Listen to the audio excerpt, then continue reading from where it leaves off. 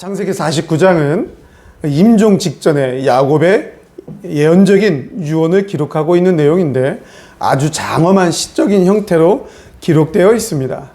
야곱은 성령의 감동으로 깊은 영적 통찰력을 얻어서 야곱의 12 아들 각자에 대한 유언을 기록하고 말씀하고 있는데, 오늘 이러한 야곱의 유언은 메시아 강림을 핵심으로 하는 이스라엘 민족의 미래를 선명하게 예언하고 있다, 이렇게 말씀드릴 수 있습니다. 야곱의 임종 직전의 예언의 특징이라고 한다면 그것은 향후 전개되는 이스라엘의 역사가 바로 하나님의 주권적인 섭리 속에 포함된 하나님 나라의 구속사라는 사실을 입증해 주고 있는 것이며, 또한 야곱의 12아들 각자의 죄와 선행을 적나라하게 드러내면서 저주와 축복을 함께 말씀하고 있다는 것이 특징이라 할 수 있습니다. 아버지라면 당연히 아들들에 대해서 좋은 얘기만 해주고 싶겠죠. 죽음을 눈앞에 두고 임종 직전의 유언이라고 한다면, 정말 사랑하는 아들들을 향한 아버지의 유언이라면 그냥 단순히 좋은 얘기만 해주는 것이 아마 모든 아버지의 특징이라고 할 수 있겠습니다. 요즘 보면 물론 그렇지도 않죠. 아버지가 이 재산을 따로 떼놓기 위해서 어떻게 이렇게 저렇게 이렇게 복잡한 세상을 살아가고 있지만, 기본적으로 아버지가 가지고 있는 심정이라면 아들들이 몇 명이든지 줄 것이 아무것도 없다면 모르지만 그래도 많은 것을 가지고 있다면, 혹은 말이라도 가진 것이 아무것이 없다 할지라도 그냥 말이라도 사랑하는 아들들을 위해 좋은 말만 해주는 것이 아마 육신의 부모의 심정일 것입니다. 그러나 오늘 이 창세기 49장을 잘 보면 야곱이 지금 12 아들을 향하여서 하는 유언의 내용을 보면 무조건 좋은 마음만 있는 것이 아닙니다. 그 12 아들에 대한, 그 12 아들이 지금까지 야곱이 살면서 보았던 여러 가지 행적들, 거기에는 좋은 일도 있었겠지만 잘한 일도 있었겠지만 하나님 앞에 범죄한 일도 있다는 것입니다. 그 모든 것들을 적나라하게 기록을 하면서 유언적인 내용으로 말을 하면서 축복과 저주를 함께 기록하고 있다. 이것은 단지 야곱이라는 한 아버지의 12 아들을 향한 단순한 유언이 아니라 바로 하나님의 주권과 섭리하에 이스라엘 민족을 향한 미래 예언적인 유언이다. 이것이 바로 오늘 창세기 49장에 기록된 야곱의 유언의 특징입니다.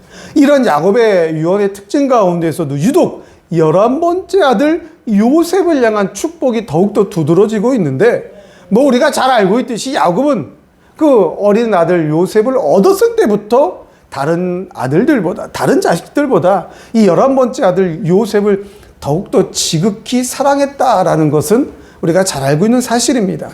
그럼에도 불구하고 지금 야곱이 이 요셉을 더욱더 축복하고 있는 것은, 그 축복의 근거는 그냥 아버지 야곱이 아들 요셉을 사랑했다, 그것보다는 전능하시다 하나님이 요셉과 함께 하셔서 그 요셉의 모든 삶의 여정을 형통케 하셨다.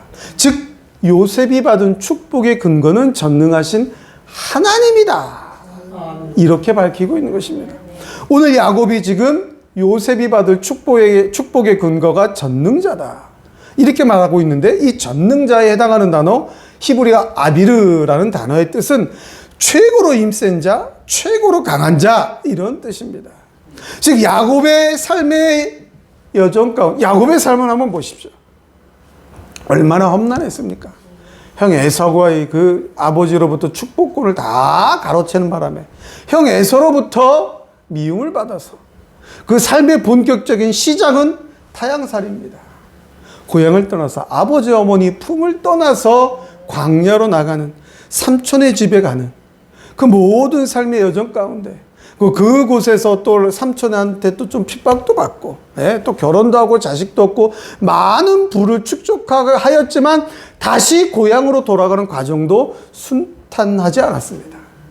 이러한 야곱의 모든 삶의 여정 가운데서 자기가 지금까지 이렇게 살 수 있었던 것, 12 아들의 삶을 볼 수 있었던 것, 이 죽음을 앞에 두고 하나님 앞에 고백하는 신앙은 이 전능하신 하나님이 나와 함께 하셨다라는 것이죠. 그러나 더 중요한 것은 나와 함께 하셨던 그 전능하신 하나님의 능력과 은총이 바로 이 사랑하는 아들 요셉과도 함께 하셔서 그 요셉의 삶도 형통케 되는 삶이었다.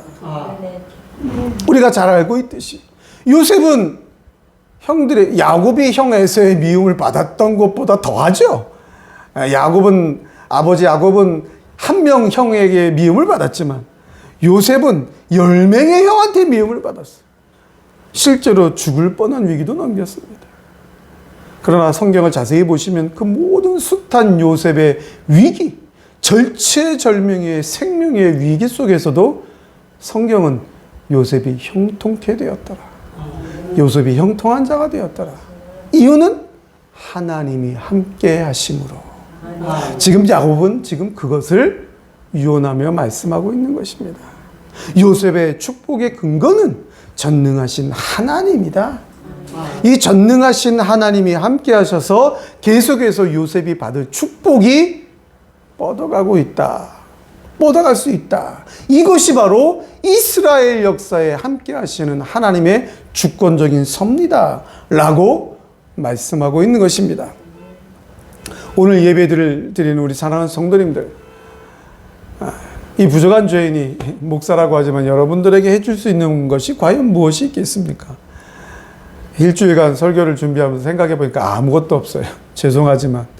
그러나 야곱의 험난했던 인생의 여정 가운데 함께 하셨던 그 하나님, 요셉의 삶의 여정에 형통한 복으로 함께 하셨던 그 하나님의 말씀을 선포함으로 그 하나님의 복이 우리 성도님들에게 임하기를 간절히 기도하는 심령으로 오늘 이 말씀을 선포할 때 세상에 다른 어떤 힘이 아닌 전능자의 힘이, 전능자의 복이 우리 모든 성도님들과 함께 하시기를 주님의 이름으로 간절히 축원합니다. 아멘. 축원합니다. 아멘. 전능자의 복, 바로 전능하신 하나님이 주시는 복은 첫째로 담을 넘는 축복입니다. 우리 22절 말씀을 같이 한번 읽겠습니다. 본문 22절입니다. 시작. 요셉은 무성한 가지 곧 샘 곁에 무성한 가지라 그 가지가 담을 넘었도다. 아멘. 오늘 22절에 보니까 요셉의 가지가 담을 넘었도다 라고 말씀하고 있습니다. 여러분, 요셉이라는 이름의 뜻이 바로 그가 더하실 것이다, 그런 뜻입니다. 즉 하나님께서 요셉에게 다산과 풍요를 더할 것이다. 요즘은 우리나라는 특히 젊은이들이 결혼도 안 하려고 그래요. 또 자식도 안 낳으려고 그래요. 이것이 사회적인 국가적인 문제가 될 정도로 지금 그렇지만 지금 대부분의 어른들은 다 우리 자녀들이 결혼을 하고 자녀를 낳고 풍성하게 살아갈 것을 다 간절히 서원하고 소원하고 있을 것입니다. 바로 그가 더하실 것이다. 하나님이 더하여 주실 것이다. 요셉의 다산과 풍요가 요셉의 이름에 들어가 있다는 것입니다. 그리고 무성한이라는 말은 열매를 맺다, 번성하다라는 의미로서 요셉의 가지가 무성하다, 즉 열매를 많이 맺는 가지다. 요셉의 자손들이 더욱더 풍성해질 것이다, 그런 의미인 것입니다. 즉 요셉의 삶은, 요셉의 자손들의 삶은 계속해서 풍성하고 하나님께서 더하시는 삶을 살게 될 것이다, 그런 뜻인 것입니다. 실제로 물이 없는 이 고대 근동 지역, 우리가 알고 있듯이 지금 그 지중해 연안의 그 중동 지역은 물이 아주 귀하지 않습니까? 그곳에 저도 2번 가봤지만 그 옛날에 갔을 때도 물이 굉장히 귀했어요. 대한민국은 그때 당시에 물을 사 먹는 일이 없었어요. 거의 물을 사 먹는다, 이렇게 조그만 병에 물이 있다, 정말 바보 같은 짓이었습니다. 근데 제가 갔을 때 95년도에 그 500ml짜리, 지금으로 말하면 물 한 병에 $1였어요. 그때 $1의 가치가 1,200원, 1,300원이었습니다. 지금 우리나라는 물값이 많이 올라서 1,000원, 1,100원 하는데 그때 당시 이스라엘 지역의 물값이 1,200원, 1,300원, $1였어요. 그러니까 여행 다니는 사람들이 식당에 가면 이렇게 물을 좀 주잖아요. 우리나라는 그냥 식당에 앉기만 하면 물을 주지만 그 지역에 그때 당시 그렇게 좀 좋은 식당 가야 이렇게 물주전자를 주지, 안 줘요. 그럼 물주전자를 주는 식당 가면 그냥 그 페트병에다 물 담기가 그냥 뭐 눈치 보는 사람 뭐 필요 없어요. 그냥 물을 따라서 갖고 다녀야 돼요. 그렇게 물이 귀한 지역입니다. 그런데 요셉의 축복의 근원이 샘곁이다. 샘곁이다. 물이 담이 없다. 요셉이 살아가는 삶의 축복이, 풍요가 메마르지 않는다라는 것입니다. 실제로 요셉의 두 아들 에브라임과 므낫세는 애굽을 탈출하여서 다시 이스라엘 백성들이 가나안을 정복하였을 때 제일 비옥한 땅을 분배받았습니다. 그리고 에브라임과 므낫세 지파가 분배받은 땅은 이스라엘의 12지파 다른 10지파들에게 둘러싸여 있어서 외적들이 외부로부터 적이 침범하였을 때도 그 다른 지파들이 1차적으로 방어선 역할을 해주기 때문에 이러한 어떤 외적의 침입도 제일 그러한 방해도 제일 덜 받는 그런 특혜를 누리는 그러한 지역에서 에브라임과 므낫세 지파가 살 수가 있었습니다. 그리고 이스라엘이 남유다와 북왕국 이스라엘로 분열된 이후에도 에브라임과 므낫세 지파는 북왕국에서 확고한 세력을 확보하여서 북왕국을 대표하는 지파가 되었습니다. 여러분, 이 야곱의 예언이 그냥 단순한 아버지의 유언이 아니라 하나님의 주권적인 섭리의 예언이었기 때문에, 유언이었기 때문에 요셉의 자손들이 이렇게 축복을 받은 것입니다. 요셉의 자손들이 계속해서 다산과 풍요를 누릴 수 있었던 것입니다. 왜? 하나님이 더하셨기 때문입니다. 그리고 담을 넘었도다. 요셉의 가지가 담을 넘었도다라고 말합니다. 그의 가지가 담 위로 올라갔도다. 그런 뜻입니다. 무슨 얘기입니까? 요셉의 후손들이 그 번성과 축복이, 풍요가 다른 지파들에게까지도 혜택을 준다라는 것입니다. 담을 넘어 올라갔다. 여러분, 잘 알고 있듯이 담벼락을 사이에 두고 우리 집에서 키운 과일 나무가 이 담을 넘어가서 과일이 떨어지면 누구 겁니까? 그건? 우리 집 거라고 할 수 있나요? 이 나무가 분명히 우리 집 담벼락 안에서 잘 자랐는데 이 한 몇 가지가 그냥 뻗어나가서 담을 넘어서 그 담 밖에서 과일이 사과도 떨어지고 다 떨어졌어요. 그럼 지나간 사람들이 다 주워 먹죠. 그거 내 것이니까 먹지 말아라. 할 수가 없는 거잖아요. 마찬가지입니다. 요셉을 통하여 맺은 열매들이 담을 넘어가서 그 담 밖에 있는 사람들에게까지 영향력을 미쳐서 혜택을 보게 되었다. 이런 얘기는 실제로 요셉을 통하여 다 이루어지지 않았습니까? 요셉이 애굽에 갔을 때, 총리 대신에 되었을 때 풍년만 있었던 것은 아닙니다.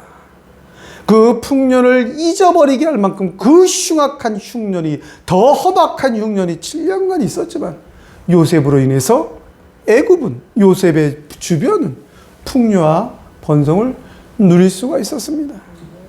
이처럼 요셉이 받은 축복은, 요셉이 누렸던 축복은, 요셉의 후손들의 축복은 자기 자신에게서 끝나는 것이 아니고 다른 사람들에게까지 영향력을 미치는 엄청난 축복이었다라는 것입니다.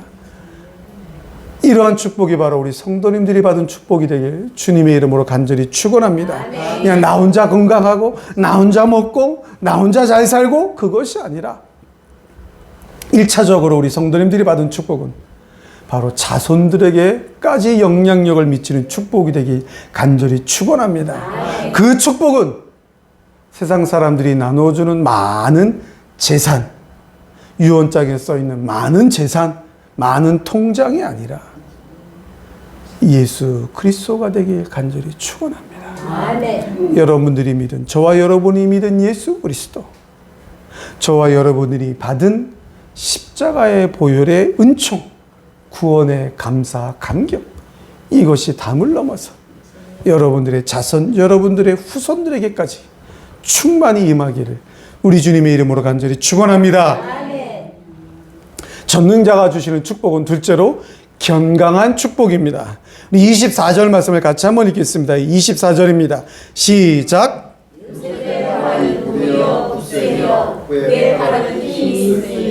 이는 야곱의 전능자 이스라엘의 반석인 목자의 손을 힘입니라 아멘. 오늘 개역 개정 성경에는 요셉의 활이 도리어 굳세다라고 표현을 했습니다. 근데 개역한 걸 옛날에 우리가 봤던 성경에 보면 건강하다 건강이 아니라 견강하다라고 번역을 했습니다. 근데 저는 이 견강이라는 단어가 좀 더 마음에 와 닿아서 개역 한글 성경의 번역을 그대로 본땄습니다. 이 견강하다라는 말, 그냥 개역 개정에 나와 있는 단순한 굳세다라는 의미가 아니라 매우 굳세고 단단하다. 한글로 번역하면 그런 뜻입니다. 그런데 이 견강하다는 이 말의 히브리어 원어의 뜻은 회복하다, 여전하다, 남아있다, 그런 뜻입니다. 회복하다, 여전하다, 남아있다.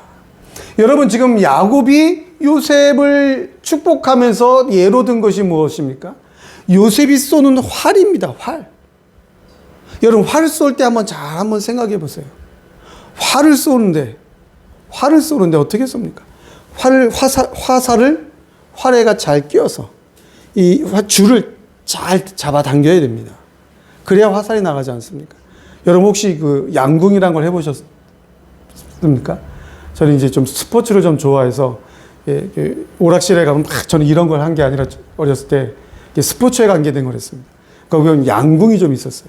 양궁을 제가 해봤습니다. 영화에 보면 막 멋있게 이렇게 폼을 재고 쏘는데 그러면 절대 안 나가요. 이 팔을 딱 정확하게 뻗고 이 줄이 얼마나 강한지 애지간한 힘으로 당겨지지도 않습니다. 그리고 정말 힘있고 당겨야 되고 쫙 뻗어야 됩니다. 이렇게. 이거 잘못 놓으면 이 줄이 이 팔을 다 쓸고 지나갑니다. 아파서 못 써요. 그러니까 이 화살 하나, 이 양궁 선수들 대단한 거죠. 그러니까 우리나라 여자들 정말 힘이 많이 들어갑니다. 탁 나야 화살이 처음에 저는 대단히 잘 쏠 줄 알았더니 땅에 꽂히더라고요. 10m도 안 날라가. 엄청나게 힘들어요. 근데 여러분, 화살을 계속 쏴야 됩니다. 전쟁하려면. 하나 쏘고 끝납니까? 적들이 수많은 적이 몰려오는데 계속해서 민첩하게 여전히 쏴야 돼요. 힘이 남아 있어야 된다라는 얘기입니다. 그리고 그 팔에 힘이 있다라는 말은 히브리 원어를 보면 유연하다, 가볍다, 민첩하다, 그런 뜻입니다. 여러분, 화살을 쏠 때 한번 생각해 보십시오. 계속 쏴야 됩니다. 계속 쏠 힘이 나에게 있어야 된다는 얘기입니다. 계속해서 적들을 향해 화살을 쏠 수 있는 민첩함이 나에게 있어야 된다는 얘기입니다. 화살을 쏘다가 내가 스스로 다치지 않을 민첩함과 유연함이 나에게 있어야 되는 거예요. 활 시위를 계속해서 당길 수 있는 힘이 여전히 남아 있어야 되는 거예요. 쏘고 또 쏴도 화살이 계속 나한테 남아 있어야 되는 거예요. 100개 쐈는데 100개 쏘니까 화살이 없다. 화살 시위를 당길 힘은 나한테 있는데 화살이 없다. 그럼 어떻게 되는 거예요? 전쟁이 지는 거예요. 전쟁이 지는 거예요. 1000개를 쐈는데 그 다음에 끝이다. 지는 거예요, 전쟁. 내가 완전히 이길 때까지 계속해서 화살을 시위를 당길 수 있는 힘이 나에게 있고, 내 스스로 다치지 않을 유연함과 민첩함이 나에게 있고, 수많은 적들이 세상에 몰려온다 할지라도 그 세상을 향해 마음껏 상대할 수 있는 화살이 나에게 있다면 나는 절대로 세상을 향해 질 수 없는 승리자가 된다라는 것입니다. 이것이 바로 지금 야곱이 하나님의 능력을 힘입어서, 하나님의 섭리하심을 힘입어서 자기가 사랑하는 아들 요셉의 후손들을 향한 축복의 유언인 것입니다. 그리고 야곱은 무엇이라고 축복했습니까? 그로부터 이스라엘의 반석인 목자가 나도다. 즉 요셉으로부터 이스라엘의 목자, 이스라엘의 반석, 이스라엘의 전능자 예수 그리스도, 요셉의 후손들은 계속해서 하나님의 사람으로 이 세상을 살아가는 것입니다. 그냥 세상을 상대하고 전쟁에 승리한 그러한 사람으로, 세상의 사람으로 끝나는 것이 아니고 계속해서 하나님의 사람으로 이 세상을 살아감에 있어 절대로 세상에서의 부족함이 없이 살아가고 있다라는 것입니다. 성도 여러분, 이 견강함의 축복, 정말 요즘 이 세상을 살아가는 우리가 꼭 필요라는 축복인 것입니다. 여러분, 우리가 세상을 살아가는데 건강합니까? 건강을 자신할 수 있는 사람이 있습니까? 없어요. 어제 우리 교단에 행사가 있어서 예배를 드리러 갔는데 좀 은퇴를 앞둔 선배 목사님이 전 보시고 그러더라고요. 악수하는데 윤 목사도 이제 늙었구만.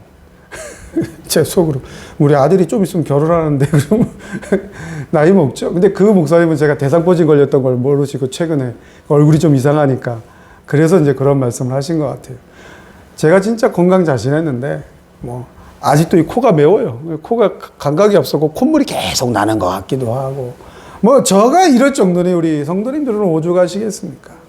예, 허리도 아프고 다리도 아프고 눈도 좀 안 보이고 뭐 저도 노안이어서 뭐 글씨 보기 힘든데 귀도 안 들리고 당연한 거지요. 당연한 겁니다. 그럼에도 불구하고 하나님 앞에 나와 예배드릴 수 있는 힘이 여전하다. 그럼에도 불구하고 하나님 앞에 무릎 꿇을 수 있는 기도의 힘이 여전하다. 육신적으로 겉사람은 날로 후퇴하고 있는 것 같지만 그럼에도 불구하고 날마다 하나님을 향하여 찬양할 수 있는 힘이 여전히 남아있다. 이게 바로 견강의 축복인 것입니다. 목소리가 좀 쉬었으면 어떡합니까? 음이 좀 높이 안 올라가면 어떡합니까? 어쩜 뭐 기도하는 목소리가 잘 안 들리면 어떡합니까? 그래도 늘 그 심령이 새롭게 되어서 날마다 여호와 하나님을 찾고 있다면 날마다 예수 그리스도의 십자가의 보혈을 찬양하고 있다면 그것이 바로 견강의 축복이 아니겠습니까? 우리 자녀들을 위하여 날마다 기도하고 있다면 하나님의 교회 운동을 위하여 선교를 위하여 기도하고 있다면 이것이 바로 견강함의 축복 아닙니까? 우리 성도님들이 바로 이러한 견강함의 축복을 계속해서 세상에서 부족함 없이 누리시기를 주님의 이름으로 간절히 축원합니다. 전능자가 주시는 축복은 셋째로 우리 성도님들 바로 우리 드림교회가 받은 축복입니다.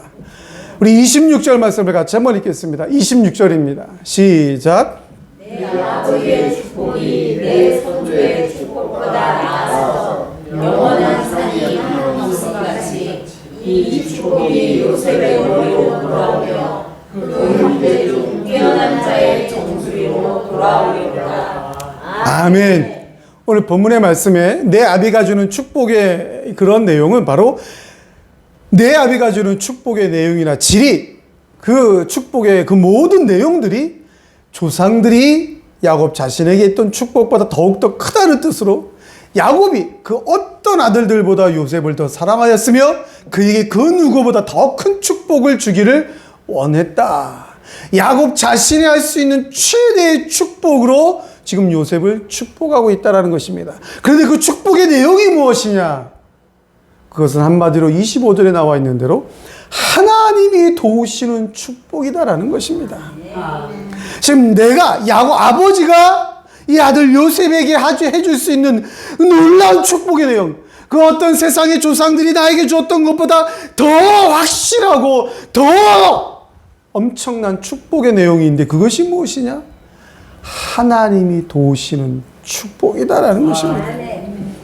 수많은 대적들과의 전쟁에서 승리할 수 있는 축복, 위로 하늘의 축복, 아래로 땅의 기름진 열매의 축복, 늦은 비와 이른 비의 축복, 알맞은 일조량과 온도, 이슬, 바람, 이 모든 자연현상이 주는 축복까지, 혜택까지도 누리게 되는 그 놀라운 요셉의 후손들이 이 세상을 앞으로 살아감에 있어서 만나게 되는 모든 세상의 환경들이 다 요셉을 향하여 복을 줄 것인데, 요셉을 향하여 풍요와 다산을 배출해낼 것인데, 열매를 맺을 것인데, 요셉을 향하여 줄 것인데, 그 모든 것들이 다 하나님의 도우심으로 말미암는다.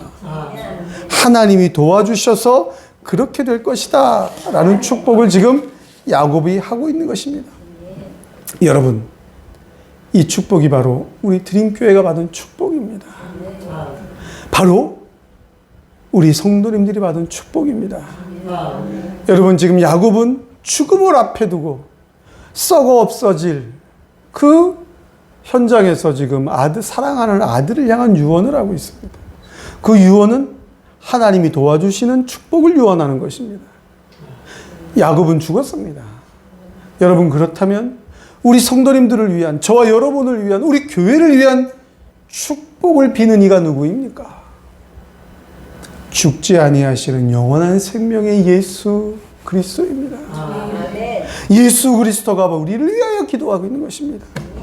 성령 하나님이 오늘도 우리를 위하여 말할 수 없는 탄식으로 기도하고 있습니다. 아멘. 우리는 빌바를 알지 못하고 방황할지라도, 우리는 무엇을 하나님께 기도해야 할지 알지 못하고 낙심 가운데 있을 수도 있고 세상에서 방황할 때도 있지만은 우리를 위하여 말할 수 없는 탄식으로 오늘도 기도하시는 그 성령 하나님의 기도가 바로 무엇입니까? 하나님이 도와주신다. 하나님이 너와 함께 하신다. 그 임마누엘의 은총을 우리 성령님이 기도하고 있기 때문에 그것을 우리가 받은 것입니다. 그것을 우리 성도님들이 받은 것입니다. 그것을 저와 여러분이 우리 드림교회가 받았다. 우리 드림교회를, 우리 성도님들을 우리 하나님이 특별히 사랑하여 주셔서, 우리 예수님이 특별히 사랑하여 주셔서 전능자 앞에 지금 기도하고 있는 것입니다. 세상에 죽어 없어질 부모가 하는 기도가 아닙니다. 부모라도 나를 잘 모릅니다. 그러나 예수님은 나보다 나를 더 잘 아는 분입니다. 그 예수님이 십자가 위에서 생명까지 주신 그 예수님이 나를 위하여 버릴 것이 없도록 다 주시는 그 예수님이, 나를 사랑하시되 세상의 그 어떤 것보다 사랑하시는 그 예수님이 지금 우리를 위하여 기도하고 있는 것입니다. 그래서 하나님이 우리에게 주시는 것입니다. 우리 예수님이 우리를 위하여, 저와 여러분을 위하여 기도하시는 내용, 그 임마누엘의 축복, 우리가 받은 축복으로 세상에 나누어 주시기를 주님의 이름으로 간절히 축원합니다. 전능자가 주시는 축복, 마지막으로 하나님 안에서 받는 축복입니다. 26절의 말씀을 같이 한번 읽겠습니다. 26절입니다. 시작. 내 아버지의 축복이 내 선주의 축복보다 나아서 영원한 산이 한없음 같이 이 축복이 요셉의 머리로 돌아오며 그 형제의 뛰어난 자의 종소리로 돌아오리로다. 아멘. 26절에 영원한 산이 한없음 같이라는 말씀은 영원한 산의 경계까지라는 말씀으로 야곱이 지금 요셉에게 내린 축복의 내용은 경계가 없다라는 것입니다. 경계가 없을 정도로 큰 축복을 요셉이 받길 원한다라고 지금 야곱이 기도하고 있는 것입니다. 근데 이 야곱의 요셉을 향한 축복의 유언 중에 중요한 단어가 무엇입니까? 그 경계까지 없는 축복이 이르는데 그 축복 어디? 산의 경계까지. 이 말은 산의 최극단까지 편만하게 될 것이다. 산의 최극단까지. 경계가 없다는 거죠. 중요한다라는 산. 영원한 산입니다. 영원한 산. 산이 어떻게 영원할 수 있습니까? 하나님의 성산이다라는 것입니다. 하나님이 통치하시는 하나님 나라를 의미하는 것입니다. 즉, 지금 야곱이 축복하는 그 모든 이 놀라운, 정말 세상 사람들 그 누가 들어도 홀딱 반할 수밖에 없는 이 축복의 내용, 이 축복의 범위는 바로 하나님의 통치 안에서 그런 뜻인 것입니다.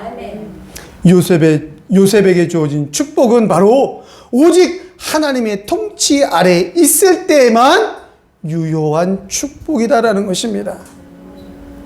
요셉의 후손들이 하나님을 떠날 때에는 그 축복의 모든 내용을 다 잃게 된다라는 것입니다. 하나님의 섭리, 하나님의 통치, 하나님 나라 안에서 하나님의 뜻 안에 있을 때에는 그 놀라운 축복이 경계가 없지만은 하나님을 떠나는 순간 이 놀라운 축복의 내용은 다 잃어버리게 되는 것입니다.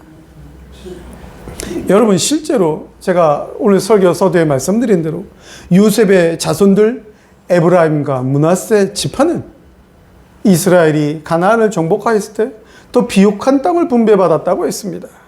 다른 지파들에게 둘러싸여 있어서 외적의 침입을 받을 때도 보호를 받는 혜택을 누렸다고 했습니다.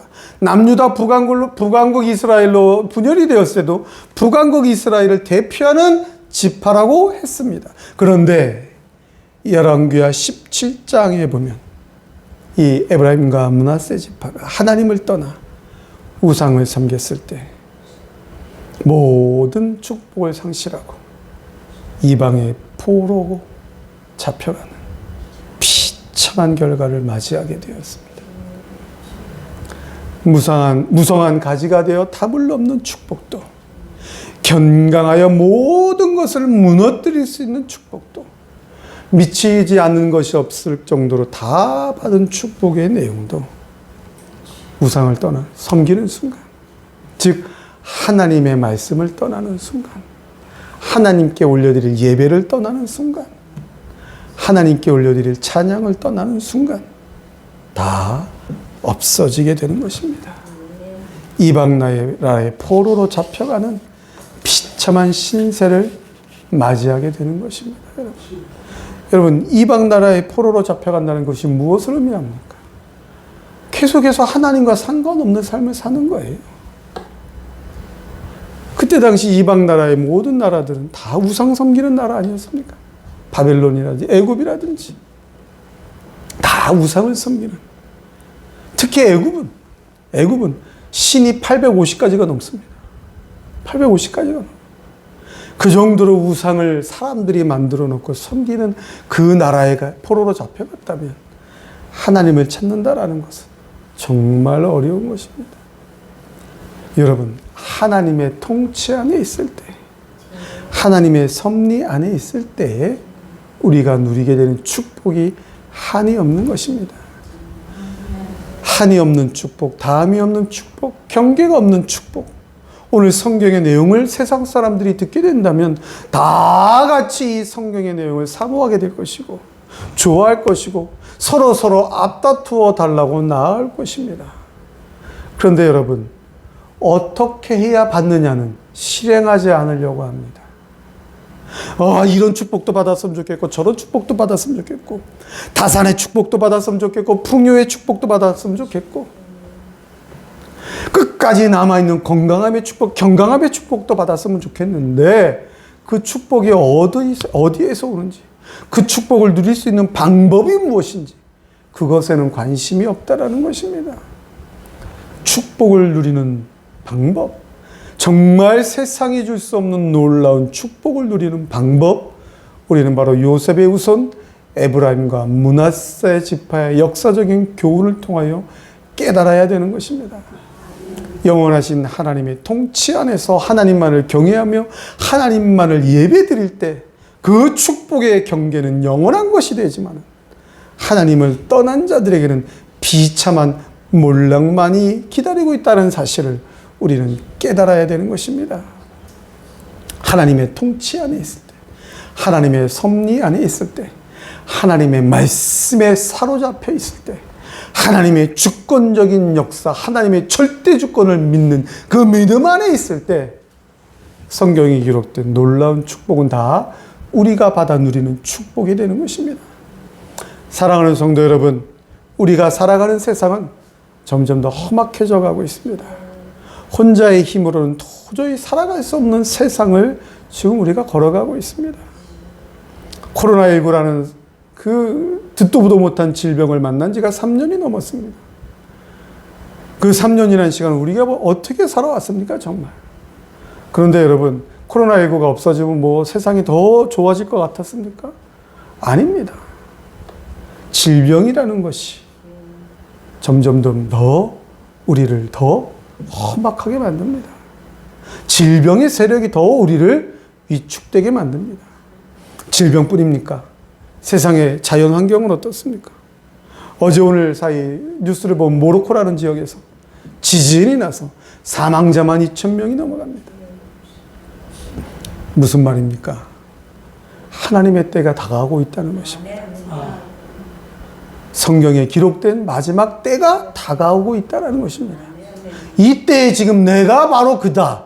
지금이 그때다. 어느 시기를 얘기한다. 어느 날짜를 얘기한다. 다 가짜입니다. 다 가짜입니다. 이 마지막 때라는 거 벌써 2000년 전부터 시작된 것입니다. 그래서 말세의 지말이라고 합니다. 중요한 것은 이런 현상을 우리는 성경을 통해 대입해 보면서 깨달아야 된다라는 것입니다. 그 성경을 대입해 보면서 깨달아 보면 살기 힘든 세상, 어려운 세상을 만났다라는 것입니다. 중요한 것은 이렇게 어려운 세상, 힘든 세상, 마지막 때를 만났는데 이런 마지막 때를 살아갈 방법이 있다라는 것입니다. 이 마지막 때를 확실하게 살아갈 방법이 있다라는 것입니다.